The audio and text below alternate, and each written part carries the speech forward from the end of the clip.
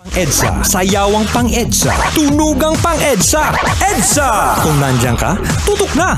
EDSA! Kasama mong natatrapik. Diego Bandido! Go Diego! Go Diego! Go Diego! EDSA! Ay, busy na naman kayo!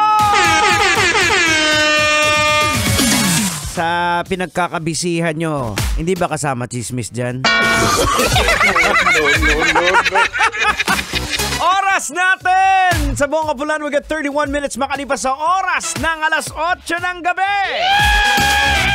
Oy, magandang gabi nga pala nakatutok sa atin dyan sa may UJ Sports.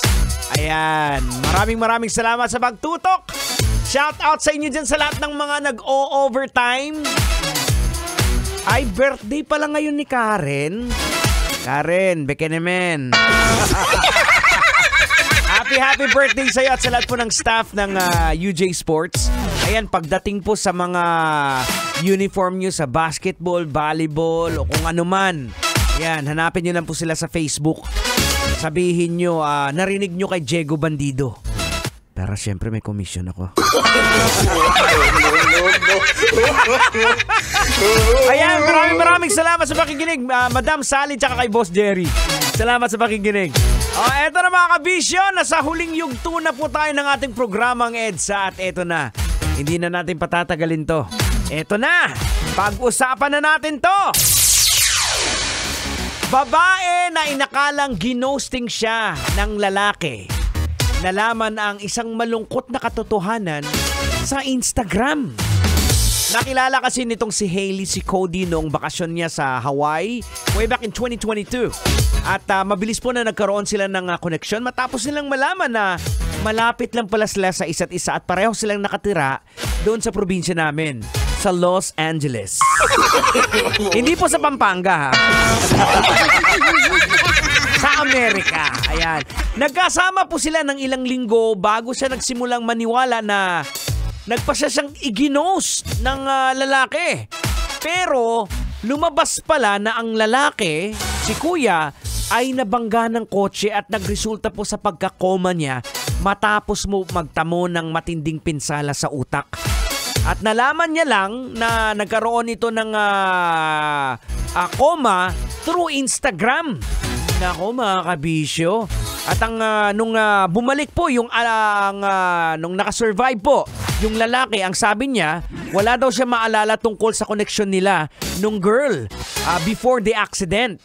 At mukhang talagang nakatakda daw sila sa silang dalawa ng magkabalikan muli sila isa't isa. So nag-start sila, parang ito yung pelikula ni Adam Sandler tsaka ni Drew Barrymore ba yun, yung 50 First Dates.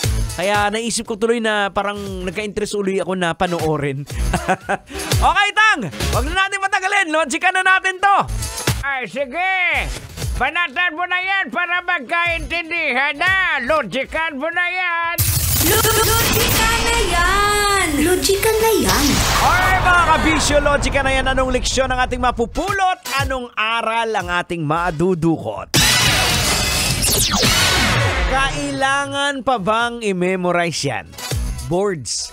Basic ngayon sa atin ang mabilis tayong mag-assume kahit walang ebidensya, di ba, na ito ay ginawa ng isang tao. Tandaan po natin ang sabi ni Gasa Belgas. Hindi nagsisinungaling ang ebidensya. Diba? Halimbawa, yung asawa ng kapitbahay mong seaman ay laging nakangiti sa'yo. Binigyan mo na kaagad ng mali siya. Inassume mo na may gusto sa'yo. Oh no! Yun pala, hindi naman ikaw yung gusto niya eh. Sino yung gusto niya? Nyatang. Ay, siyempre, yung asawa mo. Tibo pala. Pambihira naman. Na mga kabisyo, logican po natin. Ang pag-a-assume po sa usapin ng pag-ibig ay madalas po dahil sa kawalan ng komunikasyon at malinaw na impormasyon. Ito po ay maaaring nagmumula po sa takot na pagkabigo o pagkatalo na magtulak sa mga tao na mag-isip ng negatibong senaryo tulad ng iiwanan siya at kung ano pa. Kaya ikaw, boards, ha? Magbago ka na.